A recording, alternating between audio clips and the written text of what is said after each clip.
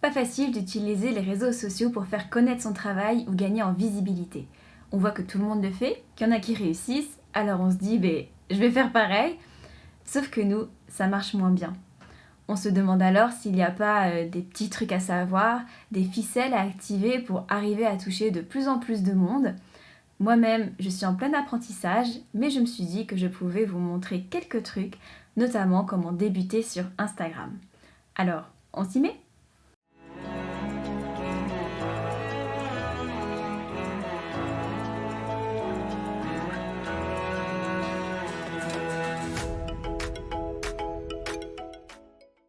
Bonjour à tous, je m'appelle Christelle Lebailly et je suis ravie de vous retrouver sur ma chaîne. J'espère que le sujet d'aujourd'hui vous plaît, même s'il est un peu différent de ceux que je traite d'habitude.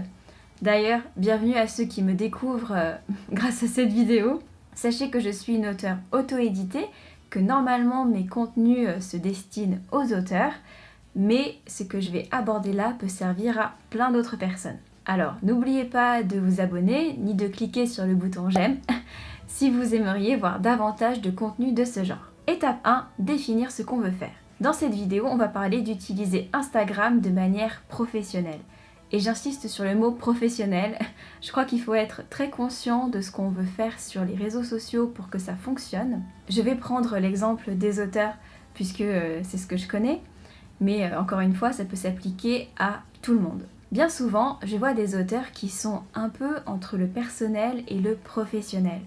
On a une photo de leur livre, ils parlent de leur quotidien d'écrivain, ce qui est très bien. Et juste après, qu'est-ce qu'on a ? Un plat de pâtes pris en photo à l'arrache avec comme légende « Merci pour la recette Caro !» hashtag trop bon. Ok, je caricature, mais vous voyez le truc. Si vous voulez continuer à rester dans le personnel professionnel, pas de souci. Mais si vous voulez vraiment vous développer sur Instagram, il va falloir éviter de mélanger les deux. Ça va être le premier exercice de la vidéo. Décidez ce que vous voulez faire. Vraiment, c'est primordial. Étape 2, définir son identité. Vous êtes peut-être tenté de me dire « Mais comment ça, mon identité, c'est moi, juste moi ?» Mais non. Ce qu'il faut comprendre, c'est que lorsque vous choisissez d'aborder les réseaux sociaux de manière professionnelle, ce n'est pas vous que les gens vont voir, c'est votre image. Sur les réseaux sociaux, on ne voit que ce qu'on laisse bien voir et tout ce qu'on montre a un but. Ce n'est pas vraiment vous que les gens vont connaître, mais uniquement ce que vous laisserez apparaître de vous pour le but que vous avez choisi. Et attention, ce n'est pas une mauvaise chose. Il n'est pas question de mentir, d'avoir une autre personnalité ou je ne sais quoi. L'authenticité est indispensable pour réussir. Mais il faut choisir ce que vous montrez aux autres. Suivre la ligne d'identité que vous vous êtes choisie. Prenons mon exemple. C'est qui Christelle Lebailly ? C'est une femme, jeune, sympa, rassurante, bourrée de peur en tout genre et qui conseille les auteurs. C'est ma nature, j'étais comme ça bien avant de me lancer sur les réseaux sociaux.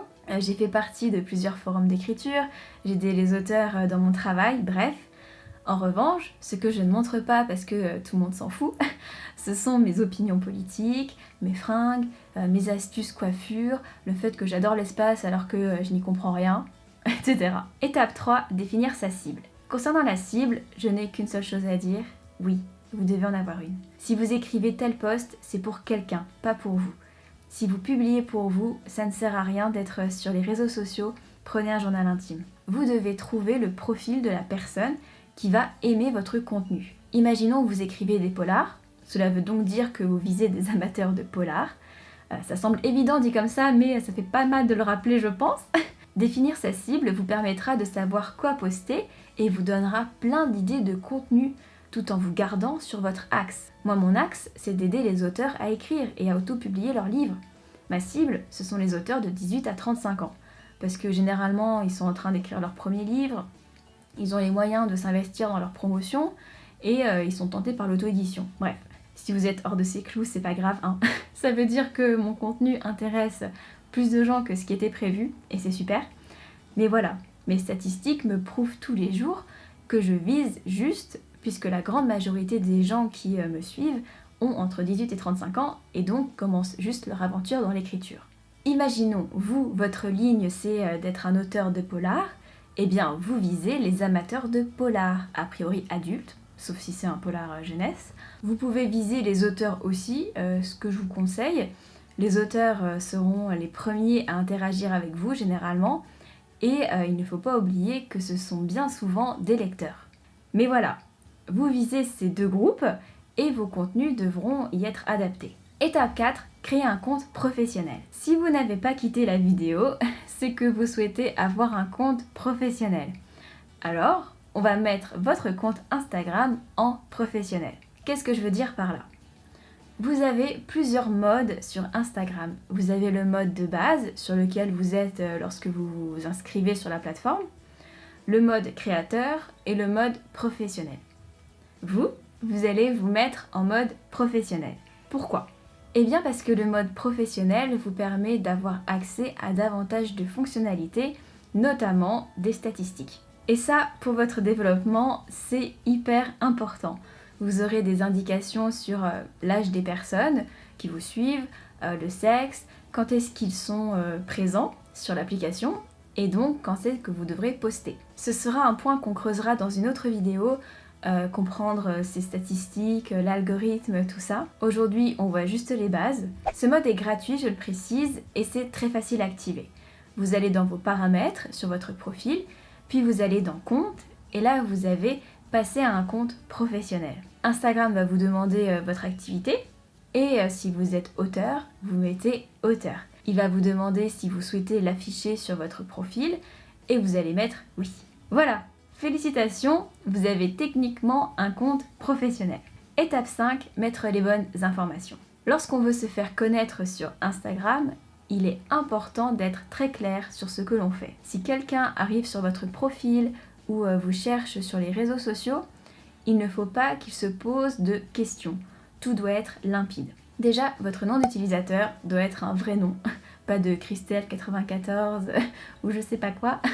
Vous mettez votre prénom, votre nom ou votre pseudonyme. Quant à rajouter son activité à la fin ou pas, j'ai tendance à penser que c'est une bonne chose.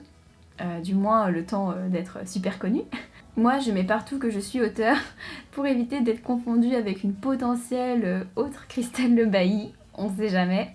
J'ai aussi choisi de tout attacher, pas de tiret ni de point, parce que je sais que les gens ne mettent pas de ponctuation lorsqu'ils cherchent un nom dans la barre de recherche. Et encore une fois, je veux que ça soit le plus simple possible. Ensuite, vous avez votre nom, celui qui est affiché sous votre photo de profil. Avant, je répétais mon prénom et mon nom, mais j'ai découvert que c'était pas ce qu'il fallait faire, parce que ça ne sert strictement à rien. Votre nom est déjà dans le nom d'utilisateur juste au-dessus, on sait qu'on est chez vous, et niveau référencement, c'est inutile. Ce que je vous conseille, c'est de répéter votre prénom et de mettre votre activité. Attention, faut être bref car vous êtes limité en caractères. Pourquoi est-ce que c'est important ? Pour deux raisons. Déjà, pour encore une fois afficher clairement ce que vous faites, et ensuite parce que votre activité va être référencée par Instagram. Si vous voulez, lorsqu'une personne se promènera sur le réseau et qu'elle cherchera auteur fantasy dans la barre de recherche, elle aura une liste de comptes où apparaîtra le vôtre car vous aurez mis auteur fantasy dans votre nom. Elle verra tout de suite quel compte peut l'intéresser grâce au nom d'utilisateur et sera plus amenée à cliquer sur ce genre de compte que sur un où il n'y aura rien indiqué. Toujours dans un souci de clarté, il faudra que votre biographie soit limpide. Vous avez quelques lignes pour indiquer précisément ce que vous faites, les informations importantes devant se trouver en premier, car le reste est masqué, il faut cliquer dessus pour voir la suite. Si j'ai un conseil à vous donner, c'est de rester concis et de mettre quelques emojis pour illustrer le tout, car l'œil humain se focalise beaucoup plus sur les images. Après, c'est à vous de voir ce que vous voulez mettre en avant. Étape 6, créer ses premiers contenus. Alors, si vous avez suivi les étapes, vous avez normalement une cible. Si vous n'en avez pas, retournez à l'étape 4 et cherchez le profil de votre audience.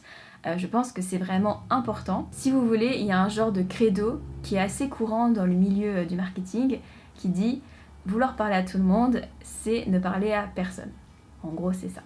Bref, nous étions à l'étape 6. Je sais que personnellement, à chaque fois que je publie quelque chose, je me pose la question à 1 million. Pourquoi les gens devraient-ils y accorder de l'intérêt ? Ce qu'il faut comprendre avec les réseaux sociaux et le fait de se faire connaître grâce à eux, c'est que vous devez apporter quelque chose aux gens avant qu'ils ne s'intéressent à vous. Non, ne paniquez pas, on a tous quelque chose à apporter pour se créer une communauté. Par exemple, vous visez les amateurs de polar, pourquoi ne pas créer des posts où vous parlez d'affaires criminelles classées? Et puis, si vous écrivez des polars, c'est que vous êtes vous-même lecteur de polar. Alors demandez-vous ce que vous recherchez dans les comptes que vous suivez. Voyez ce qui plaît à votre cible sur les comptes leaders dans votre domaine et créez des contenus adaptés. Vous avez beaucoup d'auteurs qui vous suivent? Ce n'est vraiment pas une mauvaise chose car la plupart des auteurs sont des lecteurs. Alors partagez vos victoires, montrez vos succès, votre cheminement. Vous pouvez très bien faire un post ou deux par semaine qui va intéresser votre cible de lecteurs de polar avec les affaires criminelles, faire un post pour parler du polar que vous êtes en train de lire, et un post pour parler de l'avancée de votre manuscrit ou de la séance de dédicace qui a super bien marché. Ce qu'il faut en revanche, c'est que vos publications soient tournées vers les autres. Si vous parlez d'un projet personnel qui a réussi, il faut que votre réussite en inspire d'autres, que ça ne reste pas personnel à vous. Si ce sujet vous intéresse, je vous parlerai dans une autre vidéo de comment faire un post qui attire l'attention.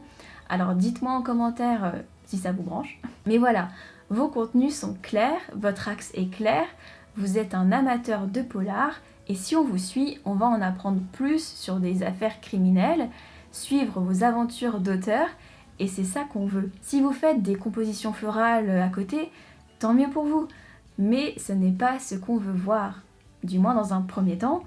Lorsque les gens vous connaîtront, que vous commencerez à avoir une communauté, vous pourrez montrer ce genre de choses car les gens auront envie d'en savoir plus sur vous.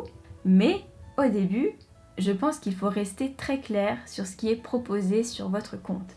Parce que si vous avez un post polar, un post fleur, un post promenade du dimanche, c'est confus, on ne comprend pas et donc on ne vient pas. Voilà, c'est tout pour cette vidéo d'introduction en quelque sorte. Là on a fait les bases et peut-être que vous saviez déjà la plupart des choses que j'ai mentionnées, mais je veux juste être sûre qu'on commence tous avec les mêmes infos avant d'aller plus loin. Parce que oui, j'ai beaucoup de choses à dire sur Instagram, c'est une plateforme que j'adore. Comme je l'ai dit, j'aimerais vous parler des posts qui fonctionnent, mais aussi de comment avoir ses premiers abonnés, de comment fonctionne l'algorithme, etc. Donc si vous voulez en savoir plus, n'oubliez pas de liker la vidéo, ni de la partager, ni de vous abonner à la chaîne. Moi je vous dis à la semaine prochaine, bye!